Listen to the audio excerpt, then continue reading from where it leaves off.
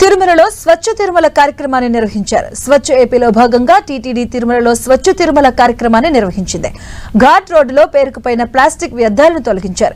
తిరుమలలోని అన్ని ప్రాంతాల్లో డస్ట్ బిన్లు ఏర్పాటు చేశారు. తిరుమలకు వచ్చే యాత్రికులు కూడా తిరుమల పవిత్రతను, కార్మికుల కృషిని దృష్టిలో పెట్టుకోవాలని టీటీడీ అదనపు ఈవో వెంకయ్య చౌదరి సూచించారు. స్వచ్ఛ తిరుమల కార్యక్రమంలో దాదాపు 400 మందికి పైగా టీటీడీ అధికారులు, తిరుమల స్థానికులు పాల్గొన్నారు.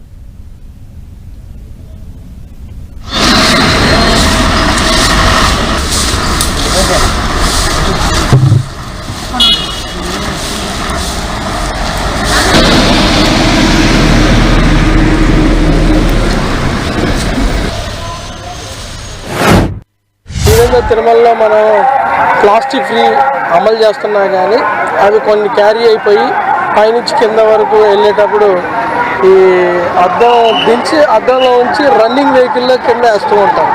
దానివల్ల ఘాట్ రోడ్ బోత్ సైడ్స్ కూడా లార్జ్ స్కేల్లో ప్లాస్టిక్ కానీ, బాటిల్స్ కానీ, ప్యాకెట్స్ కానీ కూడా చాలా రోజుల నుంచి, చాలా ఇయర్స్ నుంచి కూడా అక్యుములేట్ అయ్యి ఉన్నాయి.